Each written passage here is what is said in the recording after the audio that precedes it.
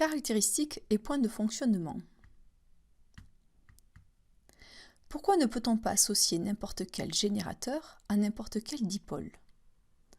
Avant de réaliser un circuit électrique, il peut être intéressant de connaître la caractéristique tension-intensité de chacun des dipôles, afin de pouvoir prévoir le point de fonctionnement du circuit électrique. Cela permettra alors de vérifier que chacun des dipôles fonctionnera sans être détérioré. Mais que représente la caractéristique tension-intensité d'un dipôle? La caractéristique tension-intensité d'un dipôle est la courbe donnant la tension U à ses bornes en fonction de l'intensité I du courant qui le traverse.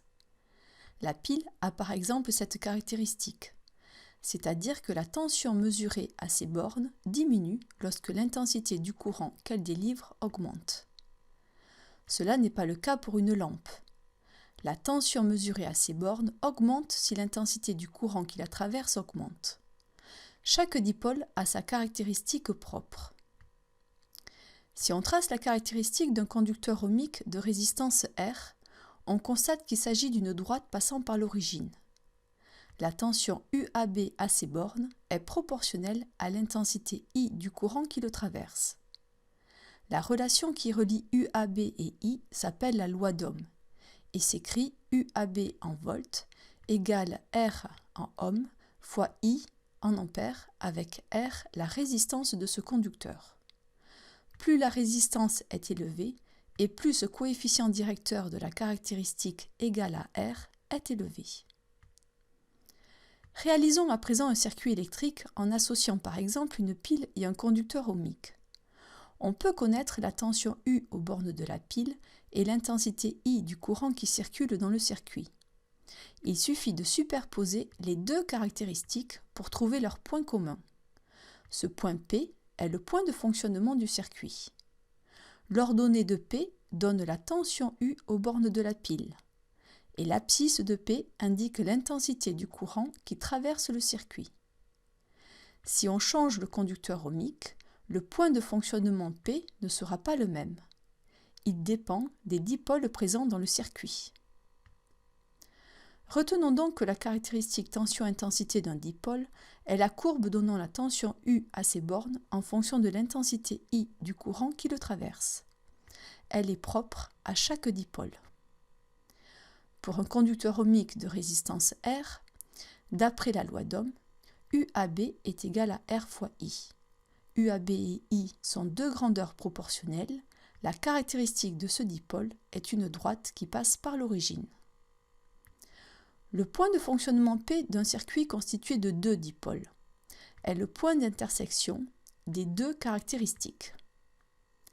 L'ordonnée indique la tension aux bornes des dipôles quand le circuit fonctionne et l'abscisse indique l'intensité I du courant qui les traverse.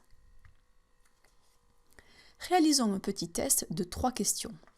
Mettez en pause lorsque le symbole suivant s'affiche pour prendre le temps de répondre. Choisir la ou les bonnes réponses.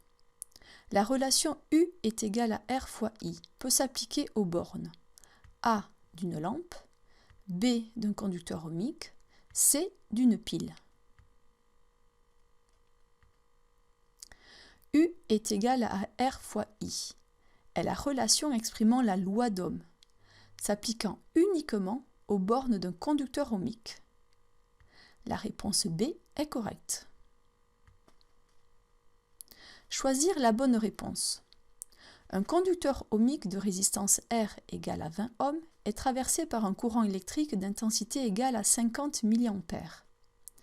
La tension électrique à ces bornes est égale à A 1000 volts, B 10 volts, C 1 volt.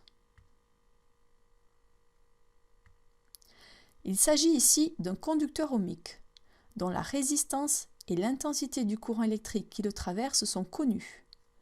D'après la loi d'Ohm, U est égal à R fois I, avec ici R égale à 20 ohms et I égale à 50 mA, soit 0,050 ampères.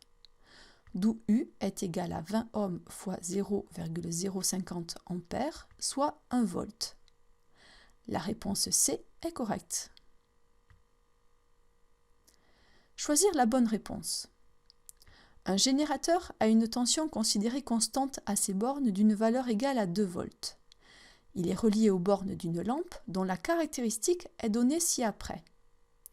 L'intensité du courant traversant la lampe est A supérieur à 200 mA, B égale à 200 mA, C inférieur à 200 mA.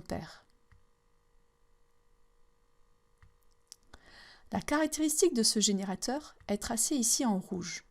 Cela permet de trouver le point de fonctionnement, dont l'abscisse a une valeur inférieure à 200 mA.